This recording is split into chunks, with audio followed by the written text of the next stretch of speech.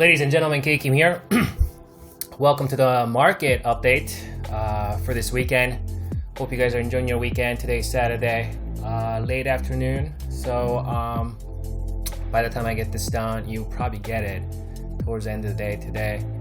Market has S&P 500 is now cleared and printed new all-time highs. I think officially did that a couple days ago, but today we've printed another all-time high there. Currently trading, Spider is currently trading at 339.48. I believe all-time high is around 338. So that's a good sign when it comes to, long-term market implications and expectations going into next potentially several years. Looking at things in the long term does not mean we're not going to see corrections, does not mean we're not going to see pullback, does not mean we're not going to see shenanigans, does not mean this market isn't going to convince you that crash is going to come again. It's going to all happen. But I've said this before, I think back in April, and what I've said was there has not been one incident in the history of stock market where we see a steep correction like this, right? And this was 35% on the S&P. And then when the market goes all the way back up and makes new all-time highs, right? There has never been an incident in the history of stock market where on that same year, market came all the way back down and made new lows. That has never happened in the history of stock market. That might have happened in a couple years later, but never in the same year, right? And some of you might say, well, this time is different. This time is not different. John Templeton said, 4 most dangerous words in investing are, this time is different. There were articles, I think it was a Bloomberg or something like that, that how they're saying that how this coronavirus crash was different. There you go. It's right here. I was just talking about this with my members last week. You can see this is a Bloomberg article back in exactly at the lows, November 20th, 19th there. The great coronavirus crash of 2020 is different.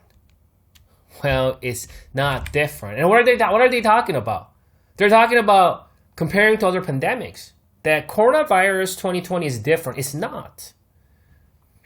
And some of the things that I've actually talked about, throughout this move, since the lows in the March and April, is that I think I also talked about back in April or May or something like that, maybe even late March. I'm sure I shared it with you guys that, and there's this. This is all the, pandemics that this market has gone through.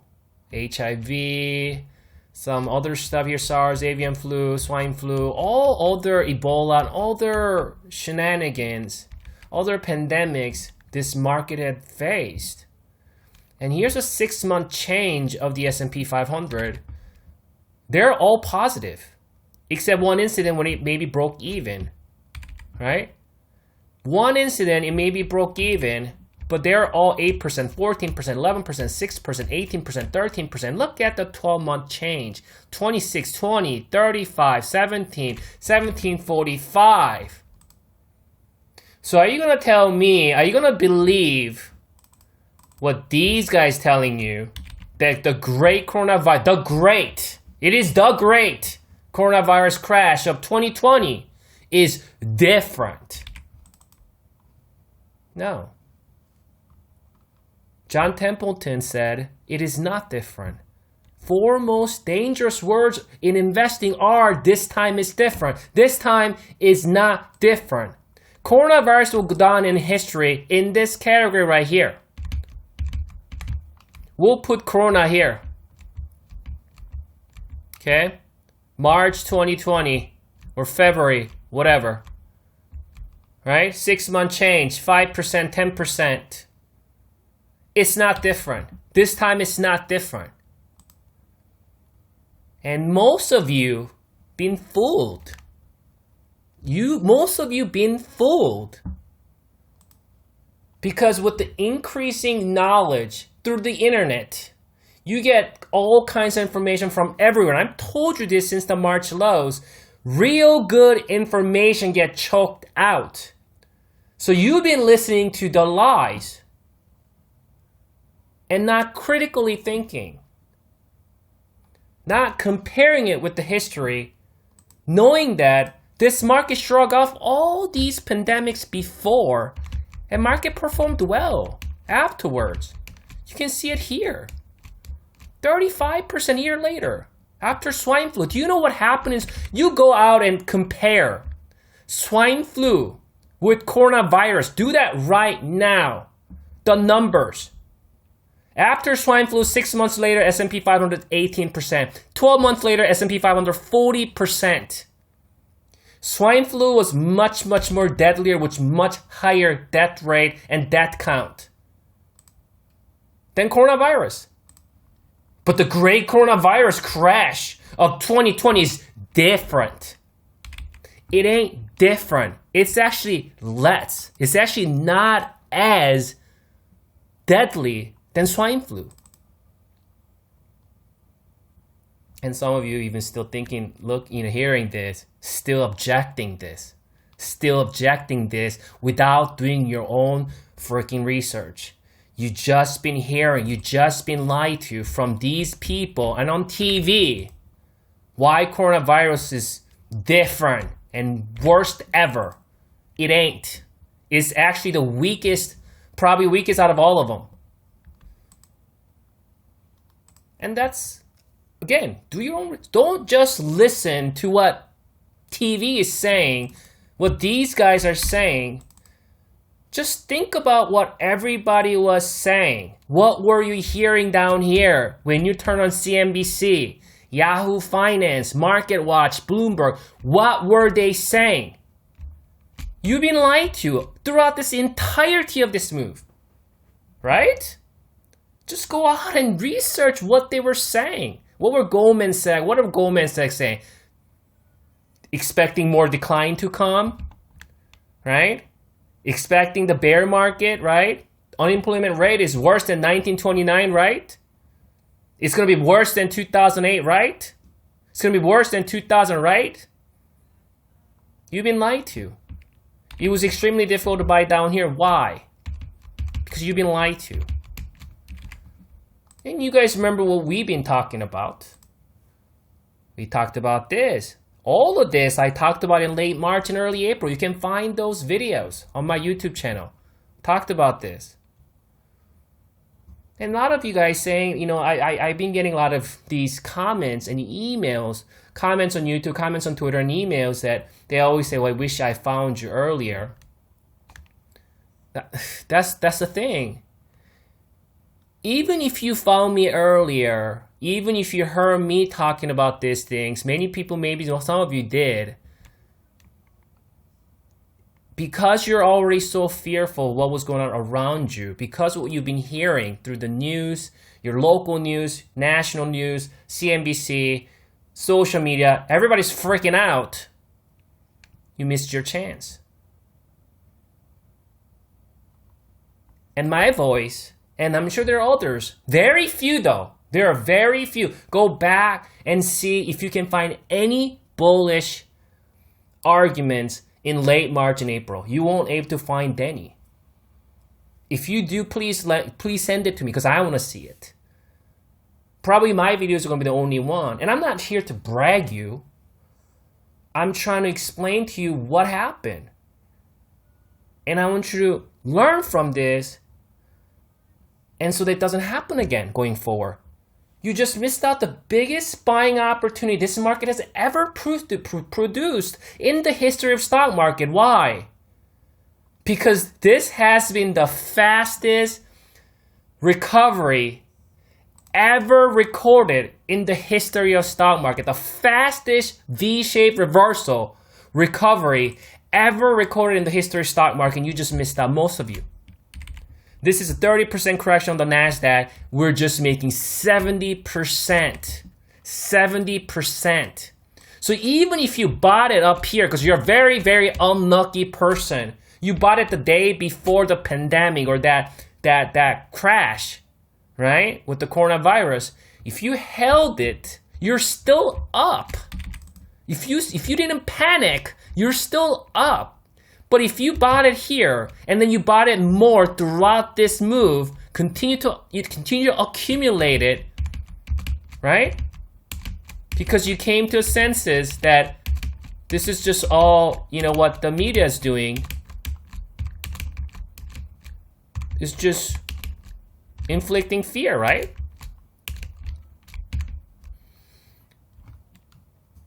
Then you're doing well. And you and I, we all know market always fools the majority all the time. And again, majority of people just got fooled. And again, you believed these guys who never put any value. And they do nothing but to impute fear in public, because that's how people are going to click on their article, because these guys are not investors. They make money off of your viewership on sponsorships and ads. So they will do whatever it takes. They will do whatever it takes to provoke you, to make you fearful, so you keep coming back for more. So this was looking at things back in, March, late March. And I was talking about I'm looking for a lower wick. You guys remember that video? I'm looking for the lower wick. We got that lower wick on the Dow. And Dow is somewhere up here now, right? Talked about this chart right here, comparing to 1987. Look at that. In that Dow Jones was 20,000. Where's Dow Jones today?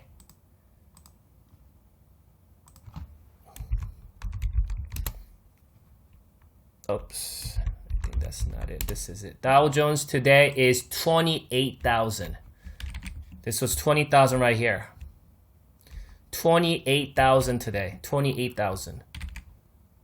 And we're not too far from the all-time high on the Dow.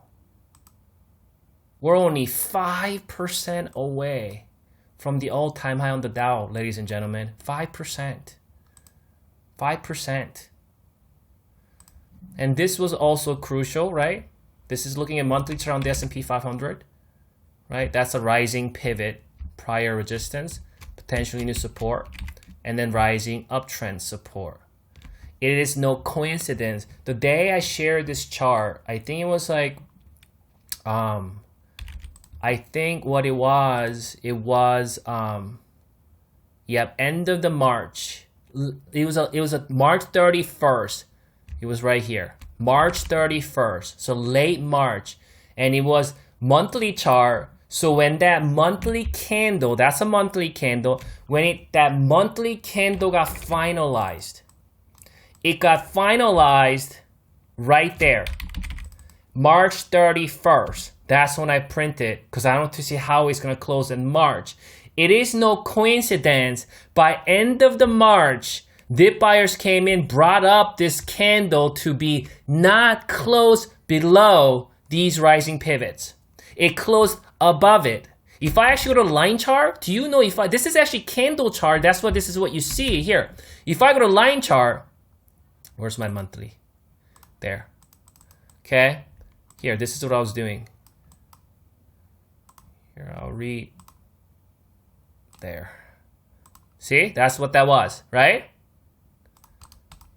If I go to line chart, do you see it? This is candle. Here, let me do this. That's a candle, so you see that lower wick. Let me go to line chart. Perfect. We perfectly holding uptrend support here, here, here, here. perfectly holding that uptrend support, perfectly holding rising pivot. And guess where the market is? We're up here, 340.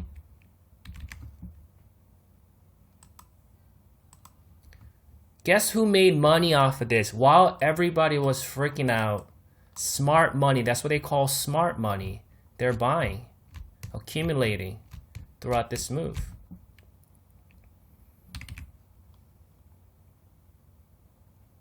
You see how your emotion played part. If you missed out this opportunity, the biggest, fastest move, this fastest reversal this market has ever produced in the history of the stock market, if you missed out this potential once in a lifetime opportunity, it will happen when nobody's seeing it. And you're caught up with your emotion. Fear. And you're listening to all those other people out there who wants to make you think the great coronavirus crash, 2020 is different. Is different than any other pandemics that we've had before. Even though every single pandemics after 6 months later, they're all positive. Some of them did really swine 18%. Coronavirus is going to go down right here in the history, same as anything else. Same.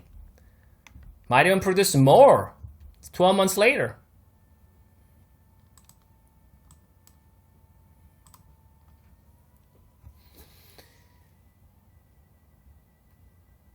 But this isn't like some kind of, this isn't some kind of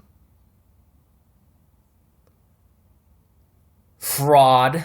This isn't some kind of a scam. I heard a lot of things people are saying like, oh yeah, the market is disconnected from the reality. No. Market always projects. It moves on a projection, not what's going on now. Market always moves on anticipation and projection. And you also have to understand is market's not, market is not the economy. Not in the short term anyway.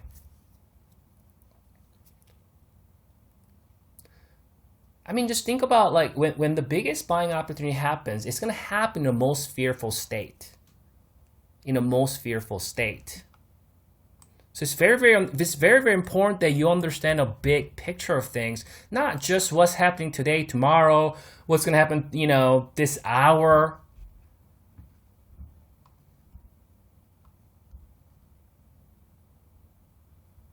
You can't chase it up here. If you haven't been already long down here, you cannot chase it up here. There's no way you can chase it up here. Looking at Qs, you can't. Where's Qs? Qs is up 70% since the lows. Look at where it's at. And why do you think Qs are going up this much? Why do you think that? Because so many people, most market participants thought that this was impossible. This is not going to happen. They're so convinced that this wasn't going to happen. Again, market always fools the majority. Another thing I want you to know is the market is always right. Your job isn't trying to figure out why this market is wrong. Your job is benefit from this move. So if you change your thought process, the market is always right, and you want to benefit and profit from the move, then you stop thinking about this market is wrong, this market is disconnected from the reality. When you say that, you're saying market is wrong, but I'm right, even though it's the opposite. Even though you didn't make any money, you might have even lost a lot of money trying to short this, but out of your ego and pride, instead of accepting the fact that you're wrong, you say market is disconnected from the reality, market is wrong, market shouldn't be up here, it's all because of the Feds. You keep making these excuses instead of telling yourself that you've done something wrong. And next time when this kind of opportunity happens, I don't want to miss it. How can I change my strategy? That should be the better approach. More humble. You got to humble yourself so you can learn. Use this as a teacher. And any of you guys out there telling yourself and others that all because of the Feds, well, the Feds announced what they're going to do in March lows. I still have that article. Fed announced, right? Publicly what they're going to do. So if by you saying that it's all because of the Feds, why didn't you go long when Fed announced what they're going to do back in late March at the lows? You didn't you? And then now it's all up here. Now you're just blaming on the Fed. Fed was created back in 1913. They've always intervened in the market. Fed, their monetary policy, it's all part of playing this market. You trying to sound smart, why the market should be doing this, should be doing that, it's all irrelevant if you cannot profit from this market. Because again, your job, my job is to profit from, his job is to benefit. Not to try to come up with some kind of theory of why this market is completely wrong, right? That's not our job. We don't get paid for that. Let somebody else do it. You're a trader. You're an investor.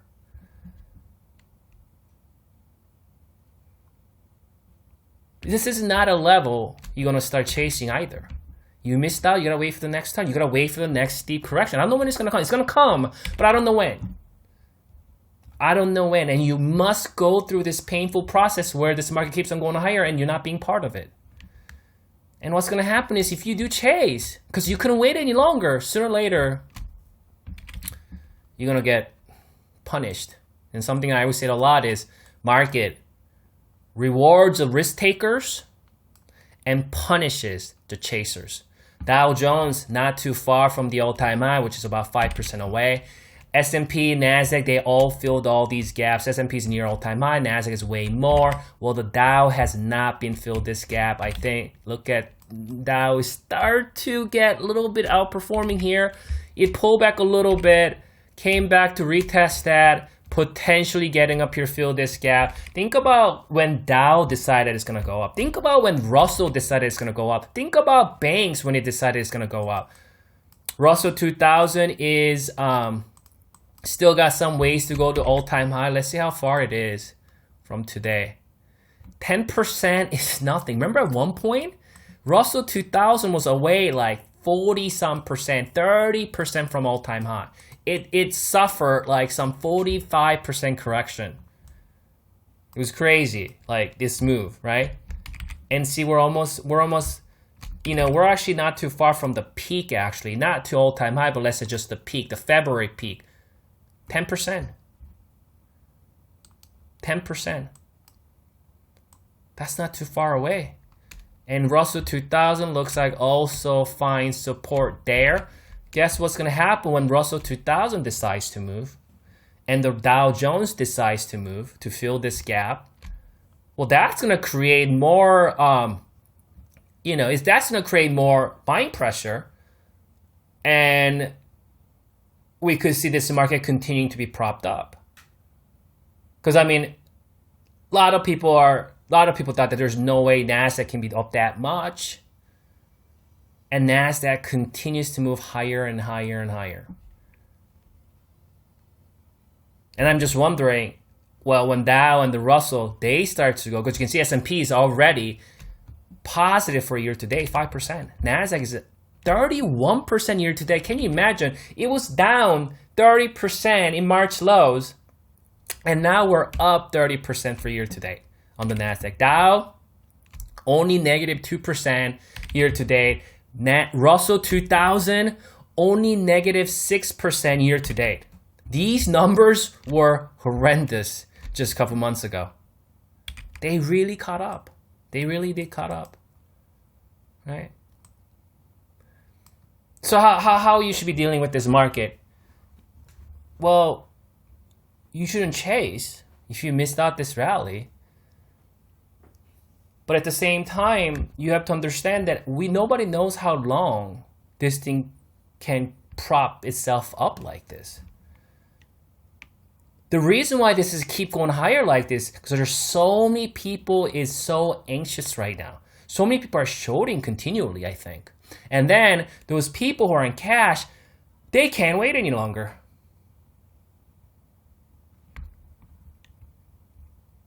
And I think a lot of newcomers are coming too. A lot of new traders and investors who might have never traded in a stock market in their entire life. Finally, they're coming back now after the COVID-19 market got back up, getting really excited.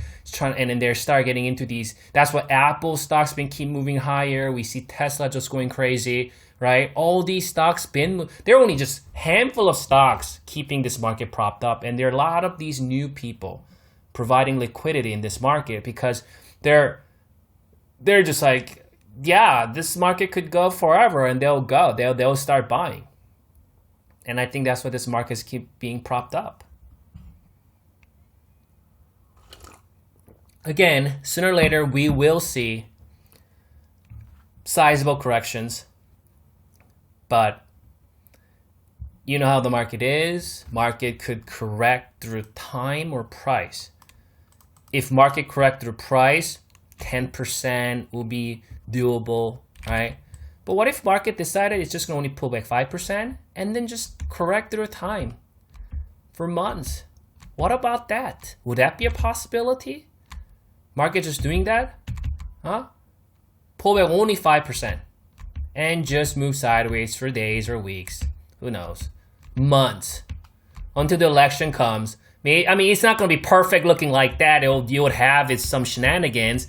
You know, it won't be perfect looking like that in the box. It's going to have like little fake downs, fake outs, or some crazy stuff like that. But generally, it just stays up like this, just sideways.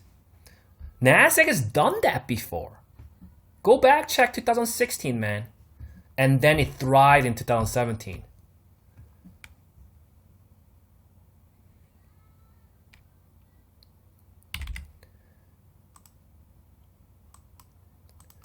So I think even if we say the correction is going to come, even when people say this is not going to end well, those people who's been saying this is not going to end well, they've been saying it for 4 months straight. We're now well above all-time high on the NASDAQ. That tells you everybody was wrong. Everyone was wrong, right? Everyone was wrong. After 31% year to date now on the NASDAQ, 70% since the lows. The more you think this is not going to end well, the higher it's going to go.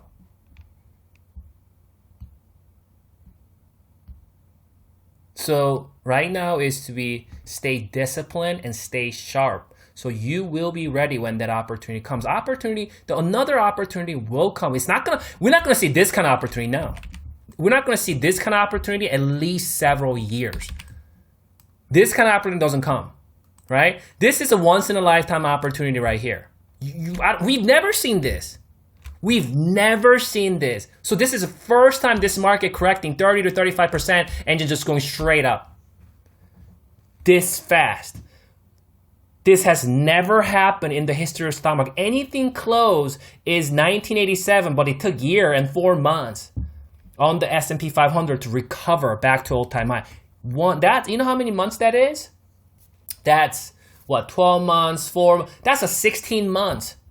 It took 16 months to go back to all-time high back after 1987, 35% correction. You know how long it took? It took just 4 months. April, May, June, July, August. Let's say 5 months. 5 months. 5 months is a whole lot shorter than 16 months. That makes this market, this current environment, it's gonna go into the Guinness Book of the market.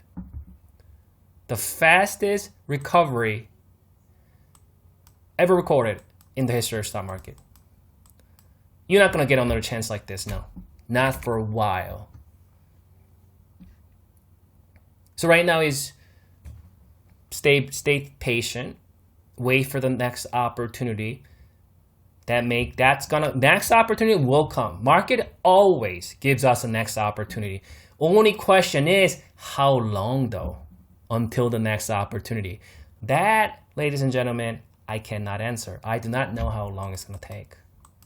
Let's go to gold and silver here real quick. I know gold and silver has been getting a lot of attention. We talked about that even a couple weeks ago. I told you guys I've exited all my gold and silver long positions up here, and I have not accumulated any. Gold is obviously pretty extended. You know, when I look at my weekly or monthly chart analysis, they're pretty extended, and we've gone slightly above the all-time high there. But you know, you can see if I go to line chart on this daily chart, I mean, we saw some nice bullish move after this thing breaking out of this, about 6-7 years of base, and I like big bases like this, and I like trading, setups like that, big base, breakout, higher lows and higher highs, and a lot of times when a stock makes kind of a big move like that, you see that's a big move. I have to say that's a pretty big move. I have to say this is a pretty big move. I have to say this is a pretty big move too. You do see that pullback there. There's a pullback here. There's a pullback there. Will there be a pullback there? I don't know. See, the thing about that is, for me, I close out all of my positions, right? Even if this would have kept going higher, it's none of your business afterwards. You executed your trade. You should be extremely content with it. If it keeps going higher, it's fine. And I think that's the problem with many investors and traders. They want to extract every cent from this market, so they get like almost sad when it keeps going higher.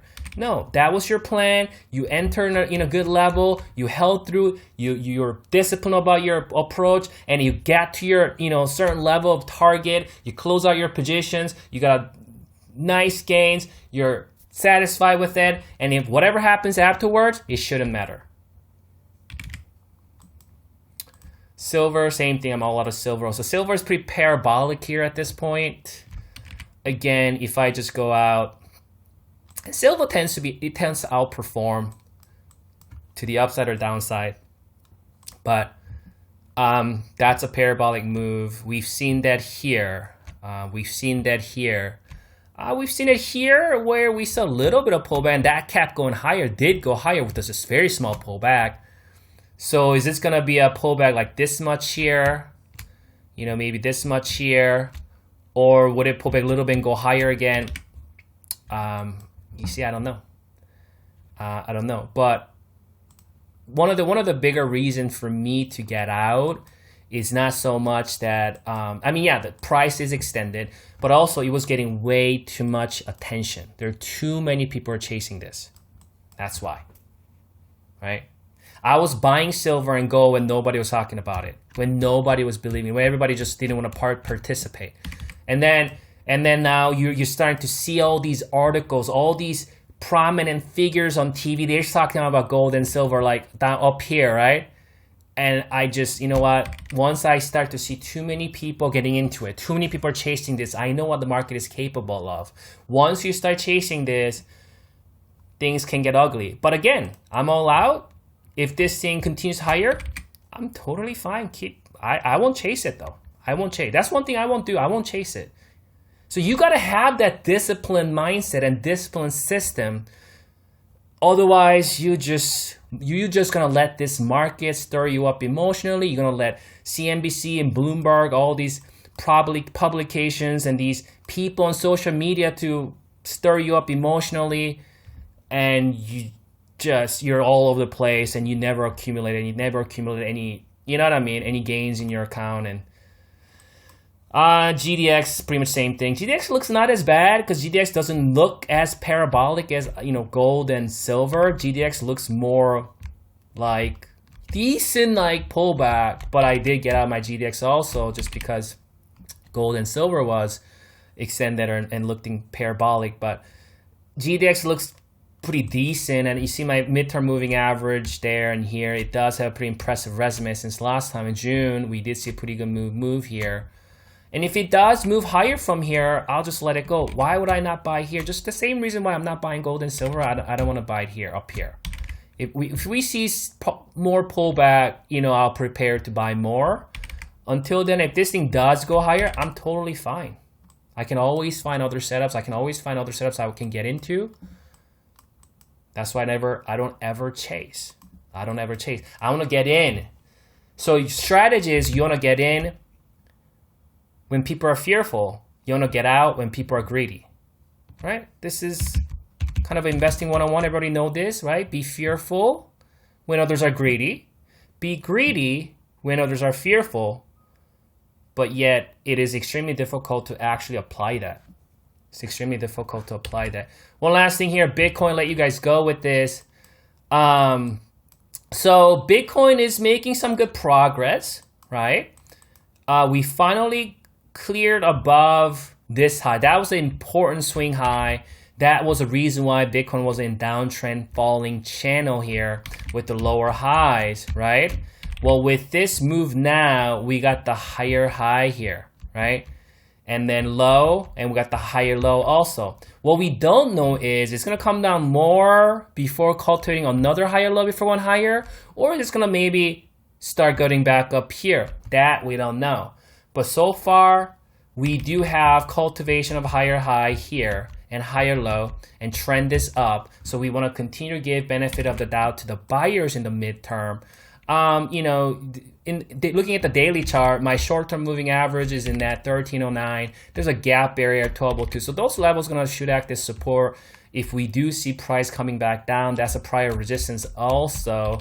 And we got my midterm moving average residing at 11, which is a gap area also. If we really see much more selling, 11 should be a pretty strong, solid support. But I think they must have to go, the bears have to go through 12 and 1256 first, which is a pretty decent support there. So, well, that is for me today. And, you know, in this video, earlier presentation, I want to talk about some of those things in a firm manner so that, you know, that you can maybe hear that and maybe change your approach. And I want you to succeed. And I don't want you to be deceived by the quote-unquote majority, because the majority always lose. You know what I mean? So you being too exposed with social media, you're following too many different people. You're reading every single article that comes on CNBC. You're watching TV all the time and taking heed of what they're saying. That's all going to lead to just making poor decisions in the market. Just know that most of these people on TV, they're no better than you are or anybody else. Result is what matters. It's not about how smart they sound or maybe even their credentials. It doesn't matter where they work at, what they are, because everybody's objective is different. Right? So stop fighting the market, but trying to figure out how we can be part of it and profit from it. I think once you can figure that out, you know, hopefully your trading skills get better over time and you keep learning from the market. Just remember, market is always correct. Market is always right. If something were to go wrong, if you lost money in trading, you don't blame the Fed, you don't blame anybody else, you blame yourself. That way you can learn from it and you ask yourself, how can I become better next time? How can I make that trade much better next time?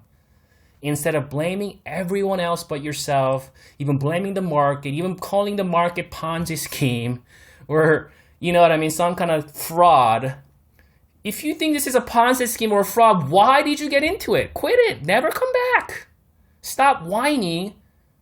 Just get out. Stop being part of quote-unquote Ponzi scheme or fraud. if you think that's what this is. If you really think this market is rigged, you think Fed is manipulating this market. Well, Fed told you, quote unquote, they're gonna quote unquote rig this market. Why didn't you go long then? If you really thought this market is rigged, hey, Fed told you what they're going to do. So why didn't you put your entire portfolio at these lows and ride it up if you really thought this was rigged? So you didn't believe that. So whatever you're saying, if this market is rigged or fraud, you don't believe that at all. You're just saying it out of frustration because you are not able to be part of it or losing money trying to short this entire time. I'm trying to battle with your mind, free your mind, right? And I don't have many followers. I don't have thousands and 100,000 followers. But the followers I do have, I wish I can make changes in their life. And I hope that I can teach something that actually may work, might be applicable. Right? I don't come out here and trying to sound smart, trying to glorify myself. I don't have to do this. You know what I'm saying? I got better things to do on Saturday afternoon, spending 40 minutes producing this video for free. It's gonna be a 2-3 hour process, man, after editing, uploading, and everything else, and just bringing it out, tweeting it out.